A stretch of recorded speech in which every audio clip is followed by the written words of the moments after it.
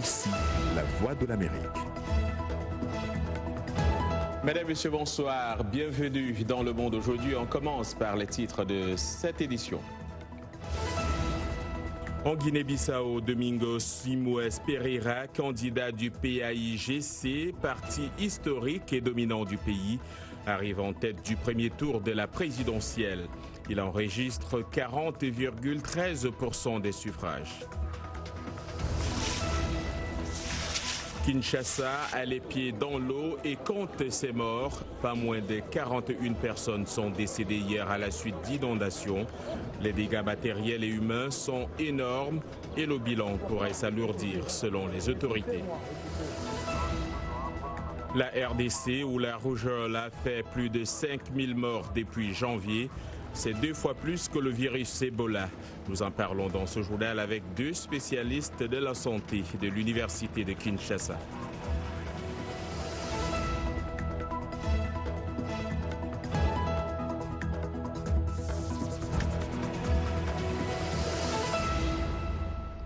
Bonsoir. Le candidat du parti historique et dominant en Guinée-Bissau est arrivé nettement en tête du premier tour de la présidentielle. Cette position offre ainsi une perspective de cohésion nécessaire dans un pays miné par la pauvreté et l'instabilité. Les précisions avec Irénée Herman Ongbo. Domingos Simoes Pereira, 56 ans, chef du gouvernement entre 2014 et 2015, devance largement avec 40,13% des voix contre un autre ancien Premier ministre, Umaro Sissoko Embalo, 47 ans, qui lui n'a comptabilisé que 27,65% des suffrages selon les résultats communiqués par la Commission nationale électorale. Suite à ces résultats, j'invite les candidats Domingos Simoes Pereira et Umaro Sissoko Embalo à participer au second tour de l'élection présidentielle prévue pour le 29 décembre. 2 produits du système sont donc appelés à concourir à la succession du président José Mario Vaz, élu en 2014. Ce dernier n'a obtenu que la 4e position, avec seulement 12,41% des voix lors du premier tour de ce scrutin pourtant jugé régulier par les observateurs étrangers et nationaux. Du côté des qualifiés pour le second tour, la course continue. Là, je me prépare pour le deuxième tour. Les adversaires de M. Pereira le laisseront-ils capitaliser sur son avantage ou s'uniront-ils contre lui et sa formation politique, le Parti africain pour l'indépendance de la Guinée et du Cap-Vert, PAIGC? Question. Il dispose tout au moins au Parlement d'une majorité relative. Le candidat Embalo bénéficie quant à lui de l'investiture d'une dissidence du PAIGC, le MADEM. Vaz est à couteau tiré avec Pereira, qu'il avait limogé en 2015 de son poste de Premier ministre, ce qui laisse entrevoir un éventuel ralliement d'autres candidats derrière Umaro Sissoko Embalo contre Domingos Simoes Pereira. Les Namibiens ont voté ce mercredi lors d'élections générales face à une opposition désunie. Le président sortant, Hage Geingob, 78 ans, et son organisation du peuple du sud-ouest africain, la SWAPO, semblent assurés de rempiler pour 5 ans en dépit d'un bilan des plus contrastés. Cette élection devrait donc confirmer la mainmise sur le pays du parti au pouvoir depuis 1990. La Namibie fait face à une grogne croissante de la population contre la crise et la corruption. Le pays est en récession depuis plusieurs années. Son sous-sol reste pourtant gavé de ressources naturelles, y compris l'uranium. En République démocratique du Congo, pas moins de 13 civils ont été tués dans une nouvelle attaque attribuée au groupe armé des ADF près de Beni, dans l'est du pays. C'est ce qu'affirme ce mercredi un porte-parole de la MONUSCO, la mission des Nations Unies au Congo, et un responsable local.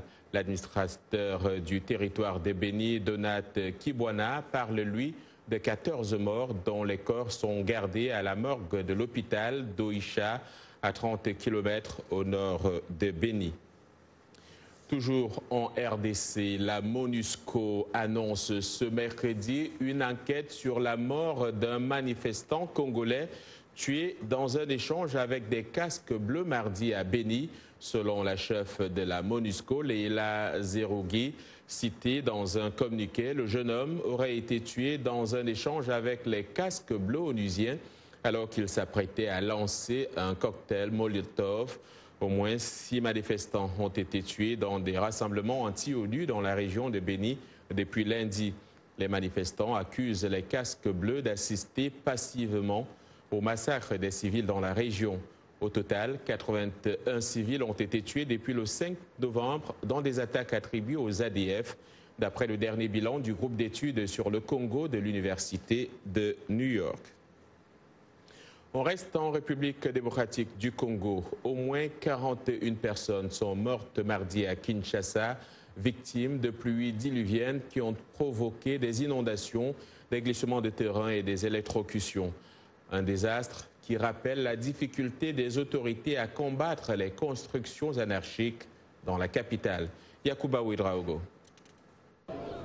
Des ponts affaissés, des populations impuissantes qui tentent de sauver ce qui peut encore l'être. À Lemba, l'un des 3 quartiers les plus touchés par les pluies diluviennes, la vie reprend difficilement.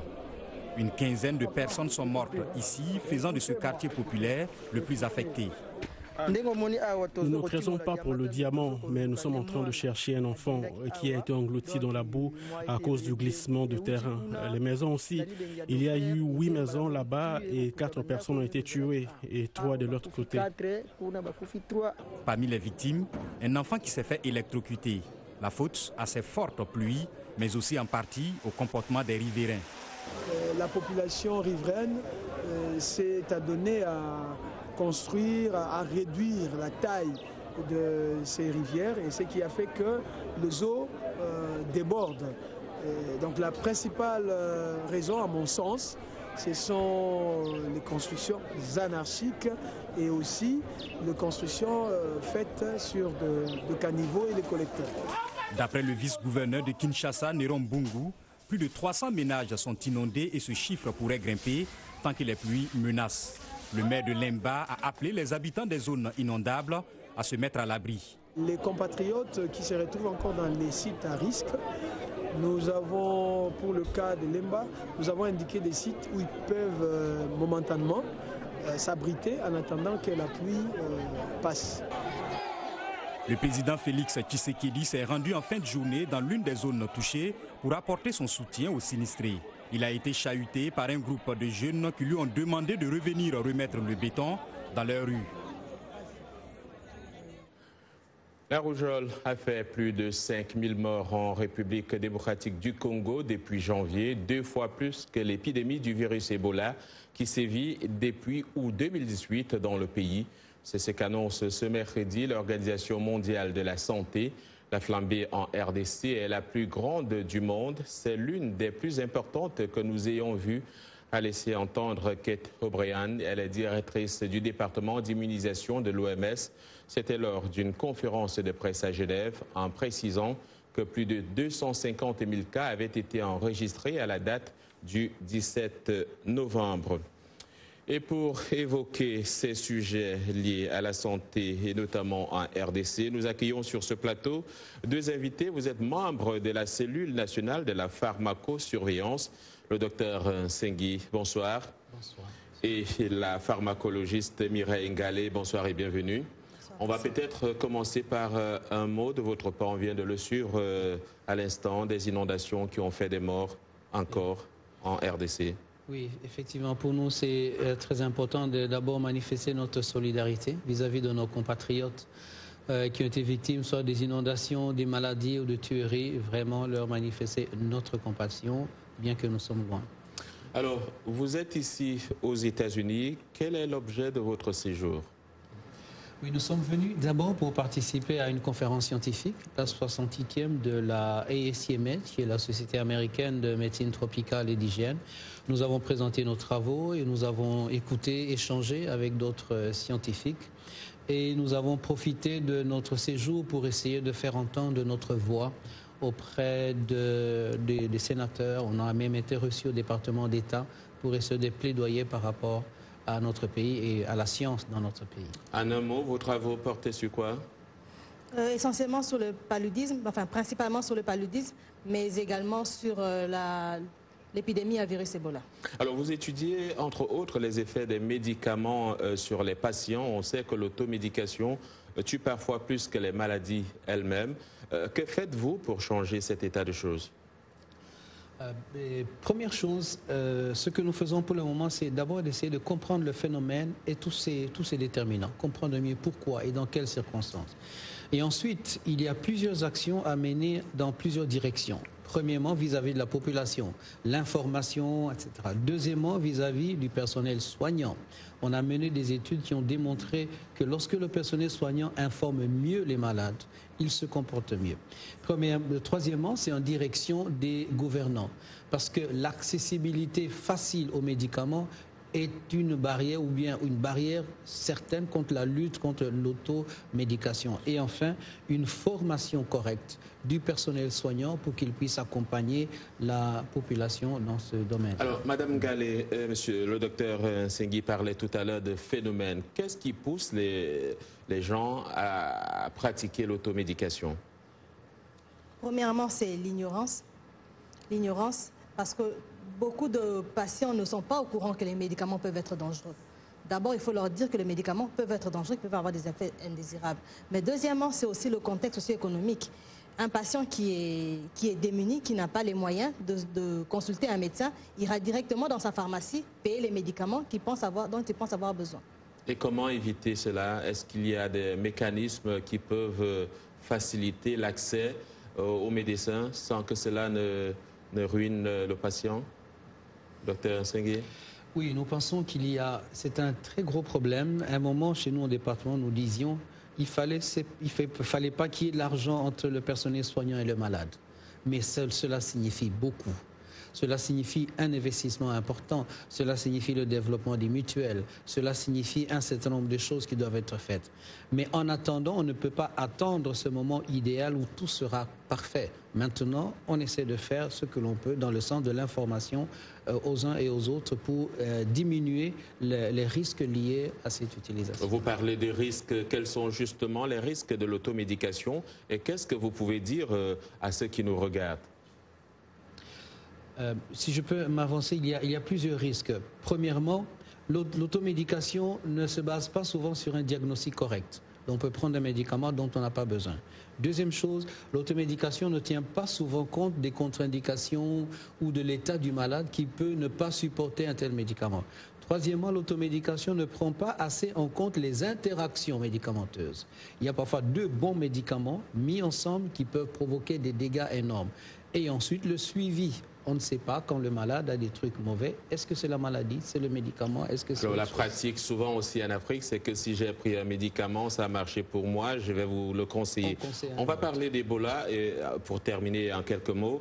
Depuis quelques mois, 2 médicaments sont sur le marché, on va dire, et ils peuvent guérir. En avez-vous fait une étude? Notre équipe fait partie de ce qu'on appelle le Pharmacovigilance Working Group. Avec des collègues du NIH, des Américains, nous évaluons les aspects sécurité du médicament. Donc chaque médicament a 2 aspects. Son efficacité, il guérit, mais aussi il peut provoquer des effets indésirables, ce qu'on appelle des effets secondaires. Notre rôle, c'est d'étudier les effets secondaires de tous ces médicaments-là pour essayer de voir s'ils ne causent pas de tort aux patients. Voilà, Mireille Gallet, Amba, docteur Nsengui. Merci d'être venu et bon retour. C'est nous qui vous remercions de nous avoir invités. Merci. La Chine possède pour la première fois un plus grand nombre de missions diplomatiques que les États-Unis, selon une étude publiée ce mercredi, révélatrice des ambitions mondiales de Pékin, selon le groupe de réflexion australien Lowy Institute. La rapide montée en puissance de la Chine sur le plan diplomatique s'est poursuivie en 2019, stimulée par l'ouverture de postes diplomatiques dans des pays qui avaient jusqu'ici reconnu Taïwan. Les États-Unis demeurent cependant le pays qui accueille le plus d'ambassades ou de consulats. Ainsi, 61 pays y sont représentés avec 342 missions diplomatiques contre 256 en Chine. Vous regardez Le Monde aujourd'hui en direct de Washington sur VOA Afrique.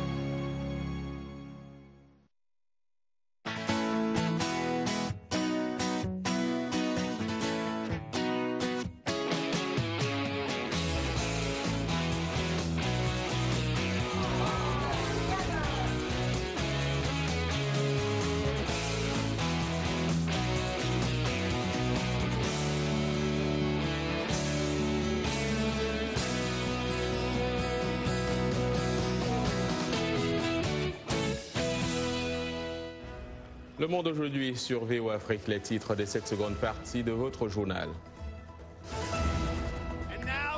Dans ce journal, nous revenons sur ces auditions engagées par le Congrès en vue d'une destitution éventuelle de Donald Trump. Nous essayerons de comprendre un autre aspect du dossier, à savoir les crimes et délits graves. Nous sommes à quelques heures seulement de la Thanksgiving, la plus importante fête traditionnelle ici aux États-Unis. Une fête où la dinde rôtie se mange en famille.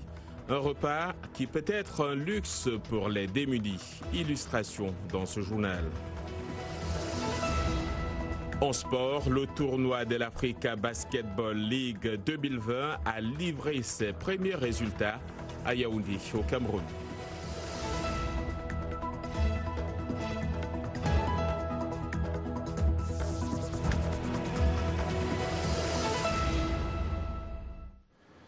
Ici, aux États-Unis, la commission judiciaire de la Chambre des représentants a invité mardi Donald Trump ou ses avocats à participer à une audition le 4 décembre, une séance qui marquera l'ouverture d'une nouvelle phase de l'enquête en destitution ouverte à son encontre.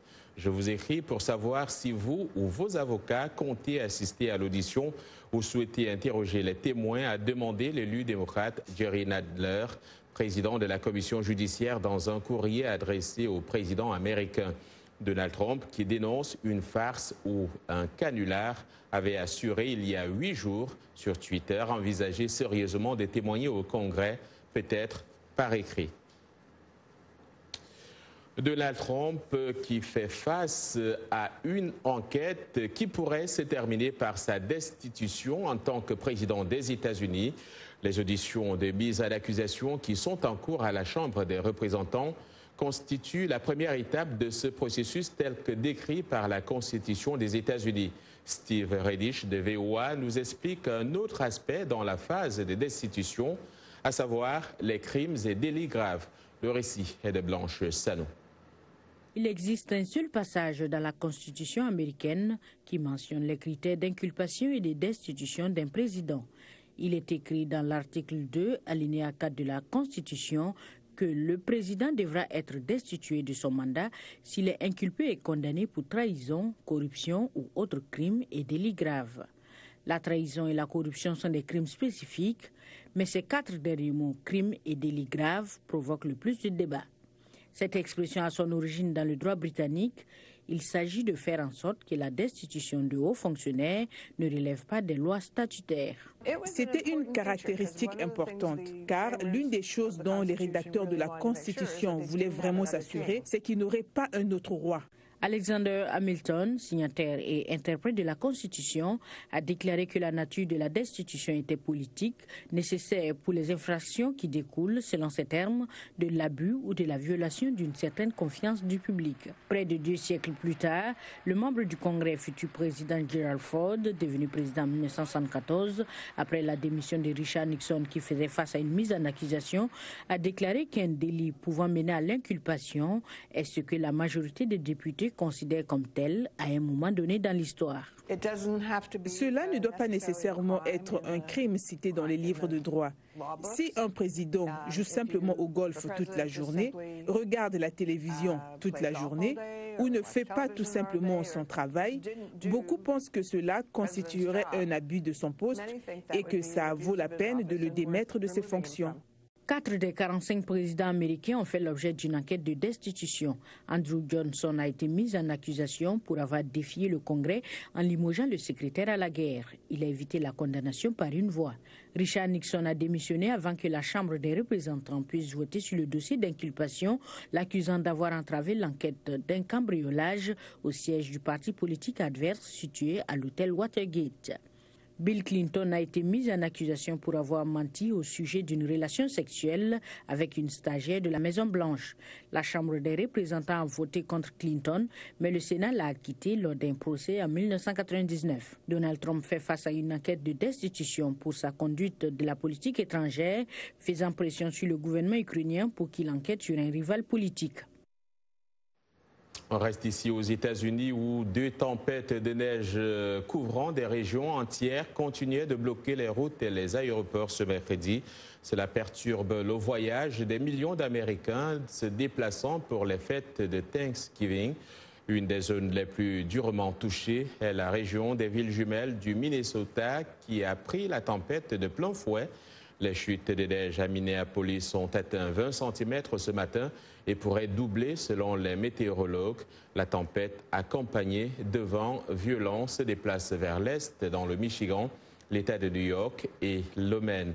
De l'autre côté du pays, une seconde tempête a touché l'Oregon et le nord de la Californie où des chutes de neige d'1,20 mètre ont été enregistrées.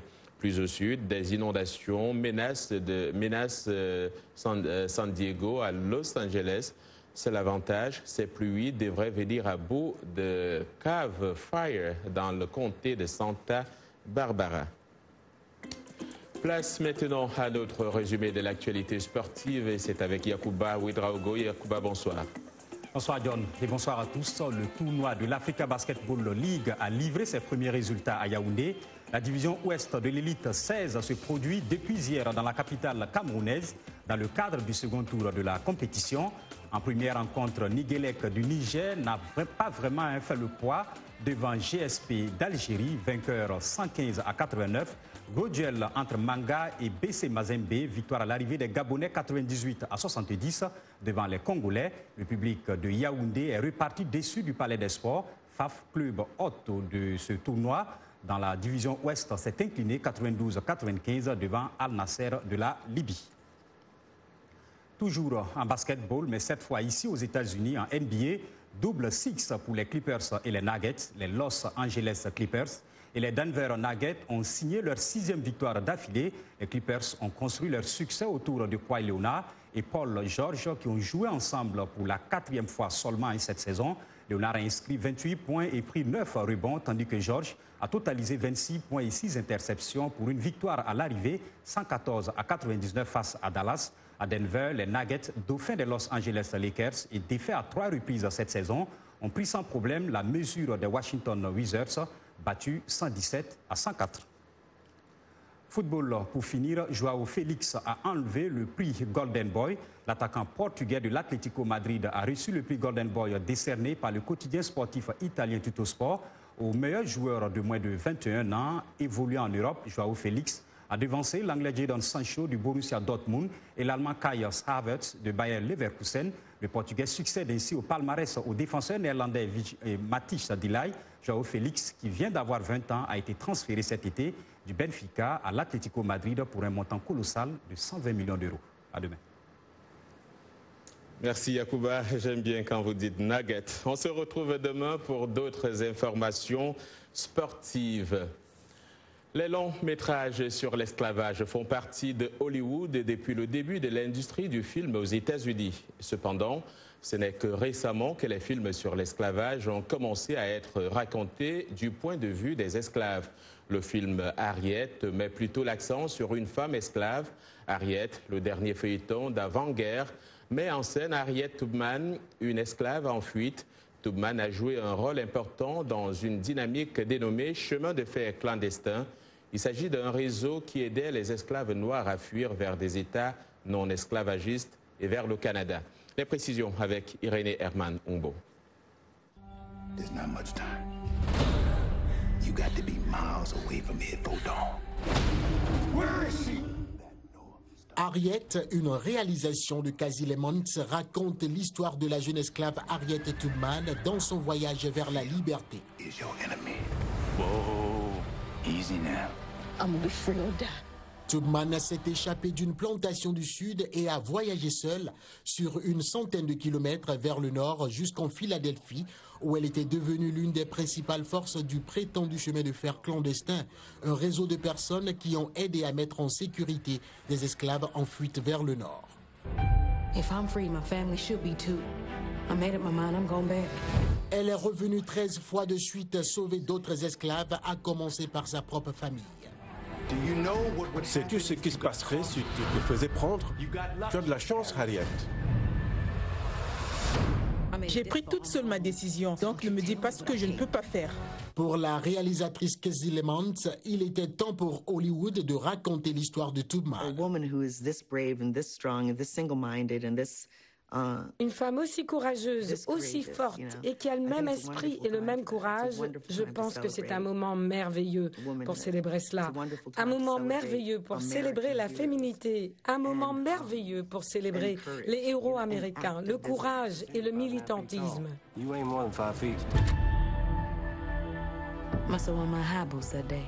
Au nombre de récents films sur l'esclavage racontés du point de vue des esclaves, 12 Years a Slave du réalisateur Steve McQueen et La naissance d'une nation du réalisateur Nate Parker.